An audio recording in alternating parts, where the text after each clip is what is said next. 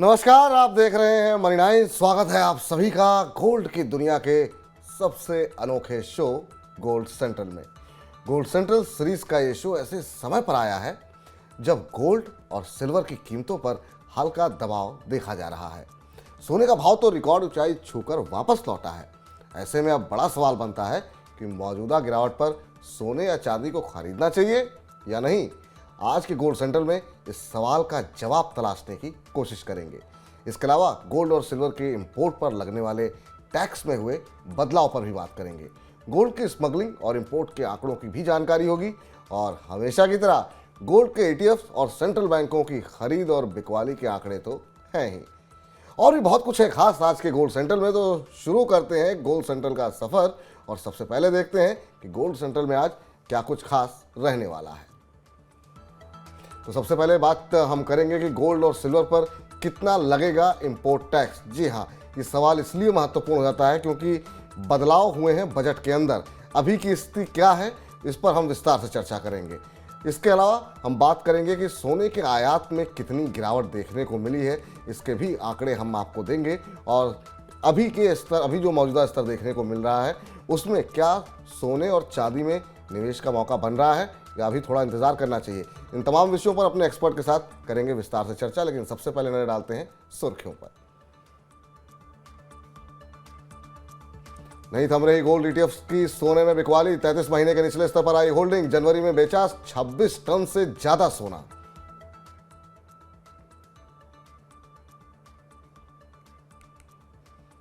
दुनिया भर के केंद्रीय बैंक बढ़ा रहे हैं गोल्ड में खरीद। 2022 में रिकॉर्ड 1136 टन सोना खरीदा। बीते 3 महीने में चीन का केंद्रीय बैंक बना बड़ा खरीदार।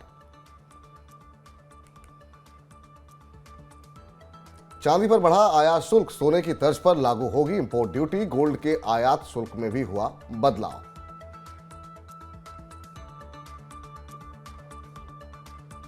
सोने की तस्करी के मामलों में बढ़ोतरी। 2020-22 में 62% से ज्यादा तस्करी के मामले पकड़े गए। ज्यादा इंपोर्ट ड्यूटी से तस्करी को बढ़ावा। 2022 में 18% बढ़ी गोल्ड की वैश्विक मांग। 4700 टन से ज्यादा रही डिमांड। केंद्रीय बैंकों की खरीद और निवेश मांग बढ़ने का असर।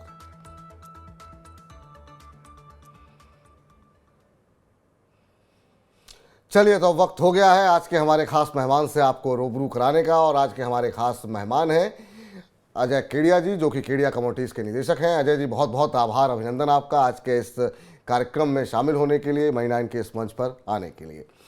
सर, आपसे बातचीत शुरू करें उससे पहले हमने गोल्ड और सिल्वर के ऊपर एक खास रिपोर्ट तैयार की है, वो हम चाहते हैं कि अपने दर्शकों को दिखाई जाए।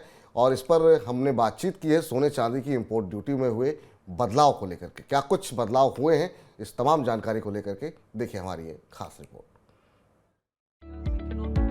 वित्त मंत्री ने इस बार के बजट में गोल्ड पर इंपोर्ट ड्यूटी घटाने की इंडस्ट्री की मांग तो मानी, लेकिन एक हाथ से इंपोर्ट ड्यूटी घटाकर दूसरे हाथ एग्रीकल्चर सेस को दोगुना कर दिया, जिस वजह से गोल्ड के आयात पर लगने वाला कुल टैक्स पहले की तरह 15% पर बरकरार रहा। पहले गोल्ड के इंपोर्ट पर देश में 12.5% आयात शुल्क लागू होता था और 2.5% कृषि विकास उपकर अलग से लागू होता था, यानी इंपोर्ट पर कुल 15% टैक्स देना पड़ता था। लेकिन सरकार ने बजट में बेसिक इंपोर्ट ड्यूटी को घटाकर 10% तो कर दिया, लेकिन कृषि विकास उपकर बढ़कर 5% हो गया है और कुल इंपोर्ट ड्यूटी पहले की तरह 15% पर बनी हुई है। हालांकि सरकार ने इस बार चांदी के आयात पर लगने वाले टैक्स को बढ़ा दिया है। पहले चांदी के इंपोर्ट पर 7.5% बेसिक आयात शुल्क लगता था और 2.5% कृषि विकास कर भी चुकाना पड़ता था। ऊपर से 0.75% सोशल वेलफेयर सरचार्ज भी चुकाना पड़ता था, यानी कुल मिलाकर चांदी के इंपोर्ट पर 10.75% टैक्स लगता था। लेकिन अब सरकार ने चांदी पर बेसिक कस्टम ड्यूटी को बढ़ाकर 10% कर दिया है और साथ में कृषि विकास कर को भी बढ़ाकर 5% कर दिया है। हालांकि सोशल वेलफेयर सरचार्ज को समाप्त किया गया है, जिस वजह से चांदी के आयात पर भी गोल्ड की तरह 15% टैक्स लग रहा है। दरअसल सरकार के सामने बढ़ते चालू घाटे को कंट्रोल करने की चुनौती है और इसके लिए सरकार गैर जरूरी वस्तुओं के आयात पर अंकुश लगाकर डॉलर की बचत करना चाहती है। 2022 के दौरान देश में रिकॉर्ड 9,450 टन चांदी के इंपोर्ट को देखते हुए सरकार इसका आयात नियंत्रित करना चाहती थी। यही वजह है सरकार ने गोल्ड के इंपोर्ट के साथ चांदी के इंपोर्ट को भी महंगा कर दिया है। हालांकि सोने और चांदी के इंपोर्ट पर बढ़ी लागत की वजह से इनकी तस्करी बढ़ने की आशंका भी बढ़ गई है। तो ये रिपोर्ट आपने देखी और लंबे समय से हम देख रहे थे कि सोने में इंपोर्ट ड्यूटी घटाने की मांग जो है वो चल रही थी। अब सरकार ने बजट में बेसिक इंपोर्ट ड्यूटी में बदलाव तो किया, लेकिन इफेक्टिव ड्यूटी 15% के आसपास ही रही। साथ ही अगर चांदी की बात करें तो वहाँ पर भी इंपोर्ट ड्यूटी को बढ़ा करके 15% कर दिया गया है। इसके पीछे क्या स्ट्रेटजी आप मान रहे हैं? क्यों इस तरह की, मतलब सोने में तो कोई एक तरीके से देखा जाए तो कोई बदलाव हुआ ही नहीं, चांदी में जो ड्यूटी बढ़ाई गई है कम करने की बजाय, तो इसके पीछे क्या मंशा नज़र आ रही है आपको? नमस्कार। डेफिनेटली अगर हम देखें तो ज्यादा करके सोने इंडियन आदमी के लिए अगर हम देखें तो सोना काफी इंपॉर्टेंट है। हम लोग सोना बाय नहीं करते, हम सोना कंज्यूम करते हैं। लेकिन यही एक जो कंजम्पशन का नेचर है हमारा, वो गवर्नमेंट के लिए एक सरदर्द का काम करती है। बिकॉज हमारा जो ट्रेड डेफिसिट है वो काफी ज्यादा एडवर्स होता गया। जिस ढंग से हम देख रहे हैं कि कोविड की महामारी के बाद कहीं ना कहीं ग्लोबल मार्केट में एक रिसेशन का फियर है और एक डर बना हुआ है, वो इंडिया के साइड भी था। बट इस चीज को मैनेज करने के लिए, फॉरेन रिजर्व को मैनेज करने के लिए गवर्नमेंट ने देखा ऐसी क्या क्या कमोडिटीज है जिसका हमारा इंपोर्ट है ज्यादा उपयोगी नहीं है। तो कच्चा तेल है तो हमने देखा रशिया से इंडिया ने इंपोर्ट करना चालू किया, वहां पे बैलेंस कर लिया। एडिबल ऑयल में इंडिया ने ऑयल मिशन चालू कर दिया ताकि इसका इम्पैक्ट हम पे नहीं पड़े। वहीं सोने की अगर बात करें तो इंडिया लगभग, अगर हम 2012-13 की बात करें तो लगभग 1000 टन के आसपास का इंपोर्ट करता था। फिर गवर्नमेंट ने इंपोर्ट ड्यूटी बढ़ाकर ये इंपोर्ट लो टू लो करीबन 600 टन तक आ गया था। 650-700 टन का एवरेज हुआ करता था। बट 2021 में हमने देखा वापस ये 1000 टन के ऊपर पहुंच चुका था। इस पे लगाम लगाना बहुत जरूरी था। इसके लिए चांदी में पिछले साल ही गोल्ड में इंपोर्ट ड्यूटी बढ़ा दी गई थी, बट चांदी बाकी थी, तो उसको अलाइन करने के लिए चांदी में इंपोर्ट ड्यूटी बढ़ गई। और सोने में खाली टैक्सेशन में कुछ बदलाव करके इफेक्टिव रेट 15% ही रखा है। उसका ऑब्जेक्टिव सिंपल यही है कि अगर आपको गोल्ड में निवेश करना है तो gold bond, gold ETF available है, वहां पे आप कर दीजिए। बट कंजम्पशन करना ही है तो ही आप उस पर जाइए। तो कहीं ना कहीं गवर्नमेंट को फॉरेन रिजर्व को बचाना भी था, वो एक इंपॉर्टेंट फैक्टर था, जिसके चलते हमने देखा ये स्टेप आता हुआ। एक्सपेक्टेशन बहुत था कि इंपोर्ट ड्यूटी में कटौती आएगी क्योंकि स्मगलिंग बहुत ज्यादा बढ़ रही है, लेकिन कहीं ना कहीं उससे ज्यादा इंपॉर्टेंट है हमारे आउटफ्लो, जिसके चलते ये स्टेप्स लिया गया और वेलकम स्टेप है। चलिए, स्मगलिंग का मुद्दा आपने उठाया, इस पर हम विस्तार से आज इस कार्यक्रम में बातचीत करेंगे, लेकिन उससे पहले जरा सोने के इंपोर्ट पर बात कर लेते हैं। बाजार को उम्मीद थी कि सरकार बजट में सोने पर इंपोर्ट ड्यूटी घटाएगी और ऐसा हुआ तो सोने की कीमतों में गिरावट आएगी, और इसी उम्मीद में कारोबारियों ने विदेशों से सोने का आयात घटा लिया। जनवरी के दौरान देश में सोने के आयात में करीब 76% की गिरावट आई है। जनवरी के दौरान देश में सिर्फ 11 टन सोने का आयात हुआ, जबकि 2022 की जनवरी में 45 टन सोने का इंपोर्ट हुआ था। अजय जी, आप सोने के इंपोर्ट में आई इस गिरावट को किस तरीके से देख रहे हैं, और इसके बाजार पर कोई असर पड़ता हुआ दिखाई दे रहा है, या आपको लगता है कि फिर से दोबारा जो है बाइंग आनी शुरू हो जाएगी, दोबारा इंपोर्ट बढ़ने लगेगा? देखिए, इंडिया में कोई भी आदमी को समझाना नहीं पड़ता कि सोना क्यों बाय करना चाहिए। और इंडिया में हम देखते हैं कि शादी ब्याह, तीज त्योहार, धनतेरस या अक्षय तृतीया, यहाँ पे गोल्ड की ही एक बाइंग रहती है। नो डाउट जो ये 11 टन बता रहे हैं फिगर्स, ये काफी चौंकाने वाला था, क्योंकि जनरली हम देखते हैं मंथली हमारा जो इंपोर्ट होता है वो लगभग 45-50 टन या 60 टन के आसपास ही हुआ करता है।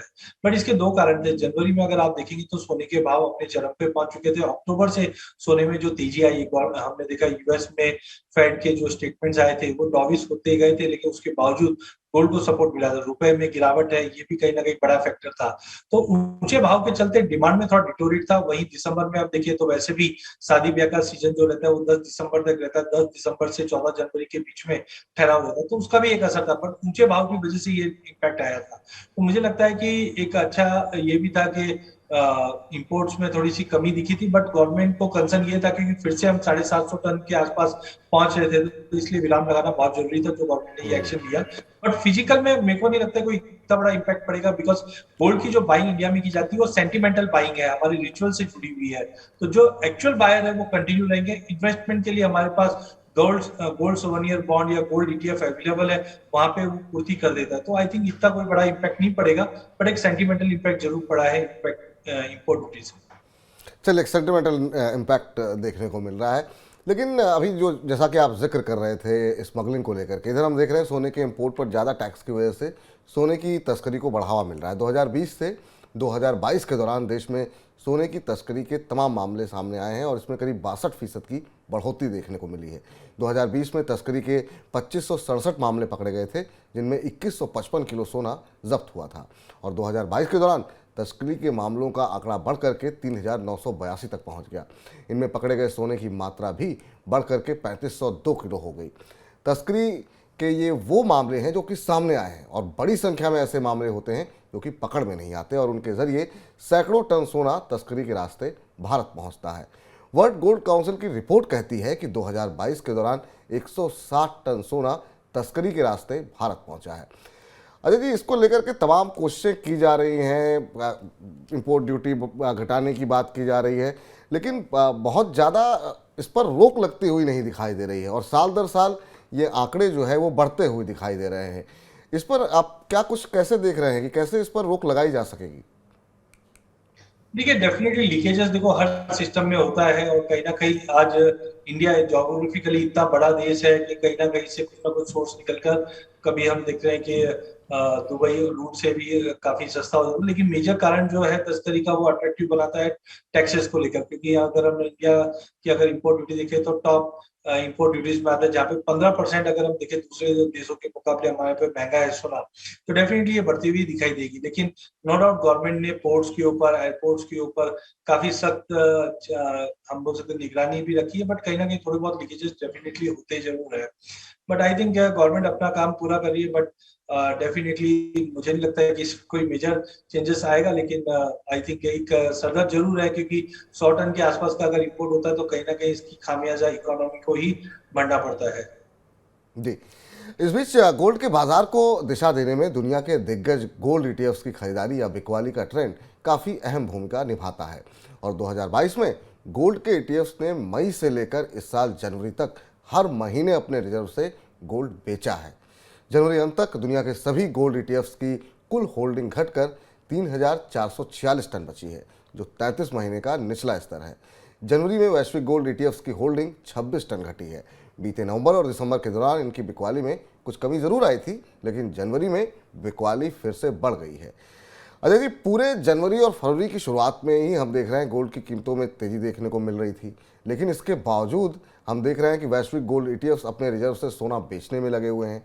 मई से लेकर जनवरी तक एक भी महीना ऐसा नहीं रहा जबकि ईटीएफ्स की होल्डिंग बढ़ी हो। इस ट्रेंड को आप कैसे देख रहे हैं और इसका आने वाले समय में परिणाम कैसे देख रहे हैं? आपकी क्या कुछ कीमतों में नरमी देखने को मिलेगी आने वाले दिनों में? देखिए, मैं इसको एज ए अपॉर्चुनिटी के रूप में लेता हूँ, बिकॉज आप जैसे जानते हैं कि इक्विटी और कमोडिटी खास करके गोल्ड इन्वर्सली कोरिलेटेड है। पिछले 2-5 सालों में हमने देखा इक्विटी ने काफी अच्छे परफॉर्मेंस दी थे, जिसकी वजह से म्यूचुअल फंड इंडस्ट्री में जो फंड फ्लो हुआ है वो ज्यादा करके इक्विटी ओरिएंटेड स्टॉक्स में ज्यादा हुआ है। लेकिन जो आपने फिगर्स बताए उसके कंपैरिजन में अगर आप सेंट्रल बैंक की बाइंग देखेंगे तो पिछले 10 सालों में सबसे ज्यादा सेंट्रल बैंक की बाइंग हुई है।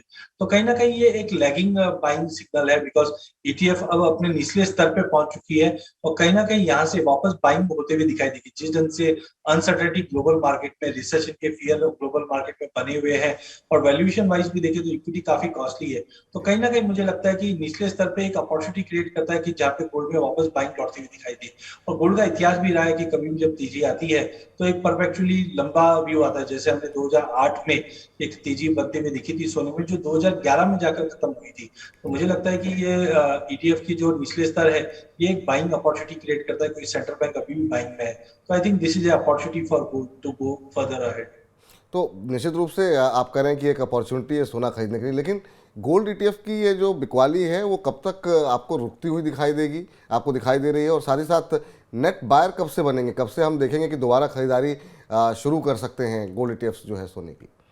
देखिए, 2023 की अगर हम बात करें तो मुझे लगता है कि 2023 काफी इंपॉर्टेंट साल रहेगा, बिकॉज जो एनवायरमेंट गोल्ड को बढ़ने के लिए चाहिए वो पूरा इंग्रेडिएंट हमारे पास 2023 में। सबसे पहले डॉलर इंडेक्स, जहाँ पे हमने देखा 113 114 का लेवल छूने के बाद प्राइजेस से ना करीबन 5 महीनों की लो पे पहुंच चुका था, कम से कम 101 के करीब, थोड़ा बाउंस अभी आया है। यूएस में इंटरेस्ट रेट कंटिन्यू बढ़ रहा है, बट अब जाके 2023 में उसका विराम लगता हुआ दिखाई देगा। रिसेशन, इन्फ्लेशन फियर हमारे साथ है, सेंट्रल बैंक कंटिन्यू बाइंग कर रही है, इक्विटी के वैल्यूएशंस काफी ज्यादा हाई है, जियोपॉलिटिकल टेंशन कंटिन्यू बने हुए। तो ये सारे ही फैक्टर गोल्ड को सपोर्ट करते हैं। मुझे लगता है कि जो ईटीएफ में अभी लॉन्ग लिक्विडेशंस हुए हैं कि 2023 में वापस बढ़ते हुए दिखाई देंगे, क्योंकि as compare to other asset class gold काफी अट्रैक्टिव लेवल्स पे बने हुए हैं। तो मुझे लगता है 2023 के अंदर वापस इनमें बाइंग बढ़ते हुए दिखाई देंगे। चलिए, तो गोल्ड ईटीएफ्स 2023 में दोबारा खरीदारी सोने में करते हुए दिखाई देंगे। लेकिन ये तो बात रही ईटीएफ की, लेकिन अब जरा जिक्र कर लेते हैं केंद्रीय बैंकों का। जी हाँ, हमने पिछले मनी सेंट्रल में भी आपको बताया था कि चीन का सेंट्रल बैंक सोने में बड़ी खरीदारी कर रहा है। नवंबर और दिसंबर के दौरान चीन के केंद्रीय बैंक ने 62 टन सोना खरीदा है और अब जनवरी में भी और 15 टन की खरीद की है। ऐसी संभावना है कि चीन का सेंट्रल बैंक आने वाले महीनों में अपनी गोल्ड खरीद को और बढ़ा सकता है। चीन के सेंट्रल बैंक की कुल गोल्ड होल्डिंग अब 2025 टन के पार पहुंच गई है। सिर्फ चीनी नहीं, बल्कि दुनिया भर के सेंट्रल बैंक गोल्ड में खरीदारी बढ़ा रहे हैं। 2022 के दौरान दुनिया भर के सभी केंद्रीय बैंकों की कुल गोल्ड खरीद 1136 टन रही, जो 2021 के मुकाबले 152% ज़्यादा है और किसी भी कैलेंडर वर्ष में सबसे बड़ी खरीद है। 2021 में केंद्रीय बैंकों की कुल गोल्ड खरीद 450 टन थी। अब अजय जी, आपसे सवाल करना चाहेंगे, ईटीएफ तो बेच रहे हैं, लेकिन सेंट्रल बैंक्स पूरी दुनिया के हम देख रहे हैं खरीद रहे हैं। खासतौर से अभी हमने चाइना के तमाम आंकड़े दिखाए कि वहाँ पर किस तरह से बड़ी खरीद की जा रही है और चाइना एक बड़ा कंज्यूमर भी है।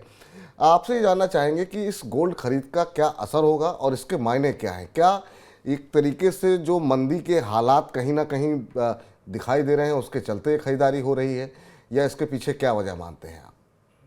हाँ बिल्कुल, जिस ढंग से हमने वैश्विक महामारी के बाद हमने देखा सभी इकोनॉमी की सिचुएशन काफी क्रिटिकल है और करेंसीज में जिस ढंग से डिवैल्यू हुआ, कहीं ना कहीं गोल्ड में अपने रिजर्व्स बढ़ाने के अलावा कोई चारा नहीं था। इससे पहले हमने 2010 से पहले भी हमने देखा था कि कुछ सेंट्रल बैंक की कंटिन्यू बाइंग चल रही थी, बट जिस स्पीड से 2022 में हमने देखा सेंट्रल बैंक में गेन हुआ है, ये कहीं ना कहीं इकोनॉमी को संभालने की कोशिश की जा रही है। तो मुझे लगता है कि 2023 में भी ये जारी रहेगा। नो डाउट, रिसेंटली हमने तुर्की में जो अर्थक्वेक देखा था, उसके बाद उन्होंने अपना प्रोग्राम जो गोल्ड इंपोर्ट का या गोल्ड बाइंग का वो सस्पेंड करता हुआ दिखाई दिया, बिकॉज इकोनॉमिक फॉल आउट को संभालने के लिए। अदरवाइज तुर्की पिछले साल में भी काफी लीडिंग सेंट्रल बैंक रही है जहाँ पे गोल्ड रिजर्व बढ़े। तो मुझे लगता है इकोनॉमिक कंडीशंस को, करेंसी डिवैल्यूएशन को रोकने के लिए ये स्टेप्स लिए गए थे और 2023 में भी ये कंटिन्यू रहेगा, क्योंकि अभी भी ग्लोबल इकोनॉमी अगर हम बात करें तो काफी फ्रेजाइल स्टेट में है। तो इसका बेनिफिट हम प्राइजेस में भी आते हुए देख पाएंगे 2023 में।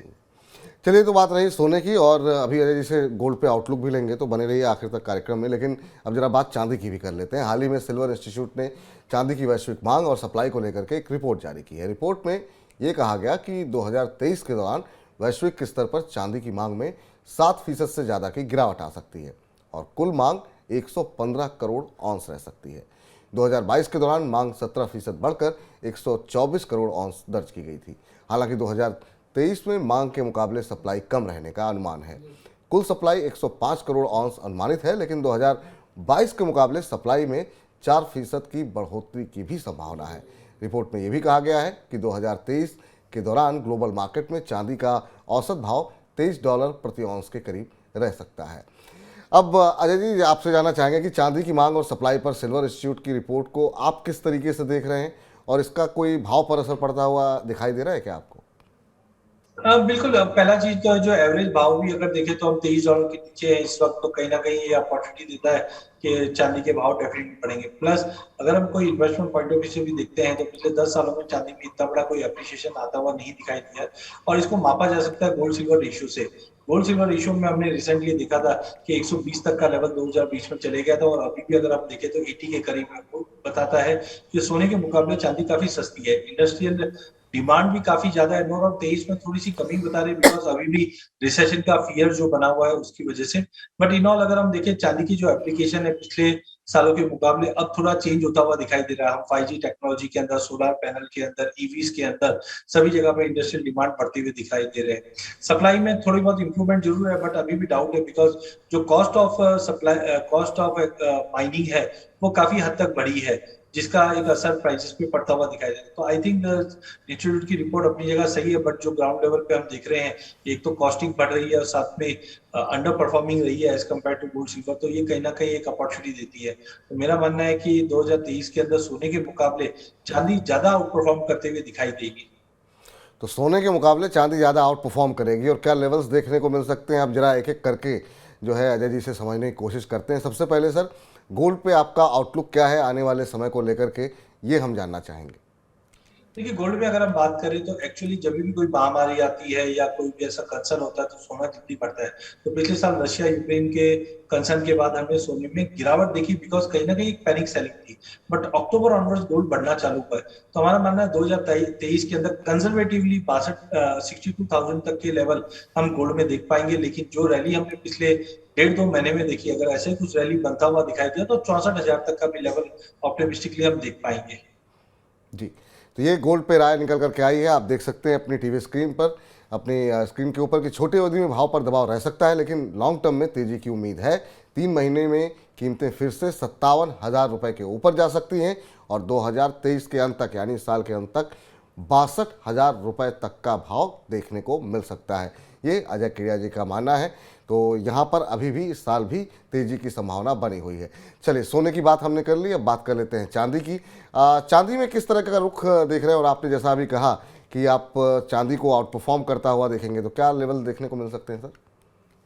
हाँ बिल्कुल, ये अगर हम चांदी की बात करें तो इंडस्ट्रियल कंजम्पशन भी है और इन्वेस्टमेंट पॉइंट ऑफ व्यू देखें तो पहली बार इंडिया के अंदर पिछले साल ईटीएफ लॉन्च हुए। और मुझे अच्छे से याद है 2006-07 में जब इंटरनेशनल में ईटीएफ लॉन्च हुए तो वहां पे हम देख रहे थे कि जबरदस्त बाइंग आई थी। उसके बाद ही सोना $50 इंटरनेशनल में और लगभग हमने 75,000 के लेवल डोमेस्टिक में देखे।